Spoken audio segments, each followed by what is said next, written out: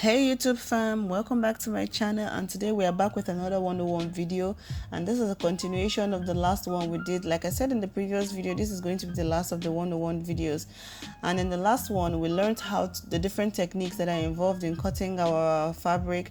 We learned how to cut our straight lines, our angles, and then our curves, and we also extended that into learning how to cut the actual pattern on your material. So we all know that sewing doesn't stop at you cutting out your materials. You have to extend that and piece the entire garment together.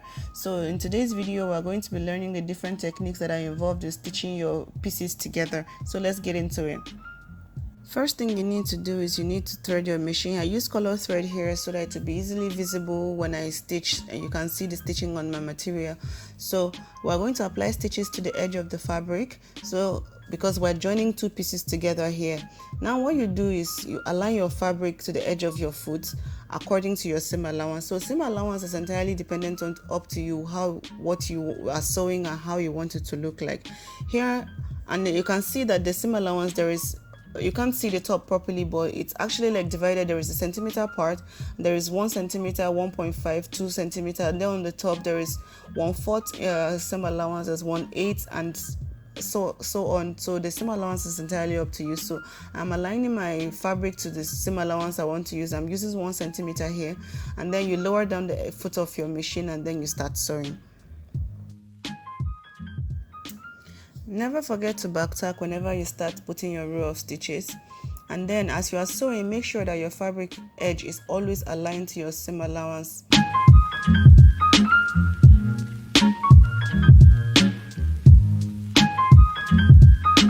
Now I've gotten to the end of the line here, and I want to make turn at the angle, so I leave the needle in, and then I gently would lift the foot of the machine and lower it back down. And after I lower it down, I'm going to realign my fabric to the seam allowance I have been using previously so that everything is even, and then I start to sew one more time.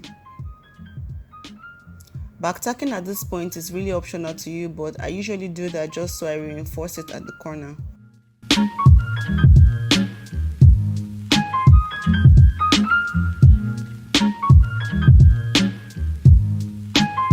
So now this is what the stitches look like. As you can see, everything looks even. My seam allowance is even from beginning to the end, and you can see my corner there, and at the other end it's also even.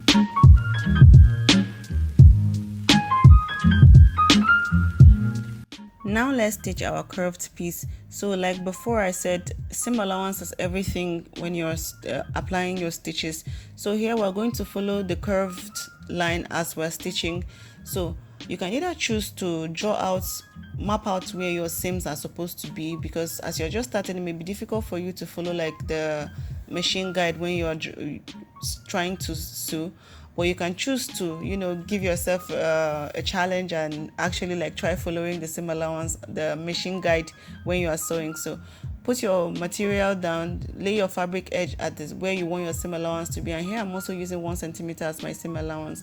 Back tack when you start sewing, and then you go ahead and guide your material through as you sew.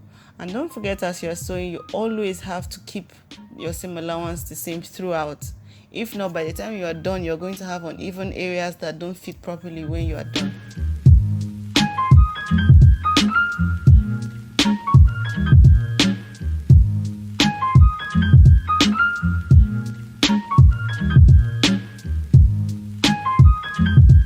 And at the end here, you can see I'm also back tacking, and I bring it out, and this is what we're looking like.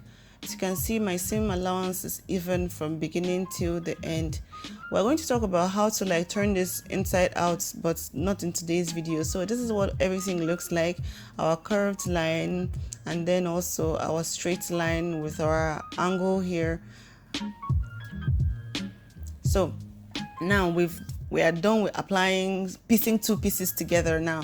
So what do you do when you have a straight line, a seam for example, that you have to open up, and you have to apply a top stitch to keep down the seams, to lay the seams flat? Because sometimes you may have to do that for your neckline, for your armholes.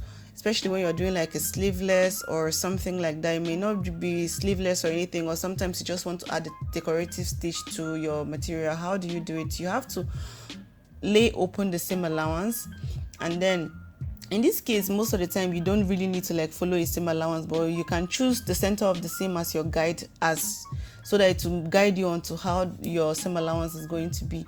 And then you lay it down, make sure it's flat, pull down the actual material, the larger piece of the material, not the seam allowance, so that it's like really flat. You can choose to iron this before starting out, but you can also decide to just go ahead and freestyle it and pull it really tight, so that as you're sewing it's not like bucking, gathering down beneath your machine.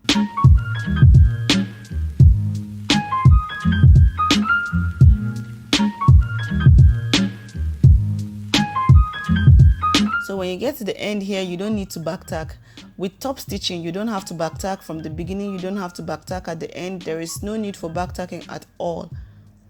So you can see here I turned around. You can choose to like take the material out completely and cut out this the stitch, the thread, and start all over, but I chose to just turn around.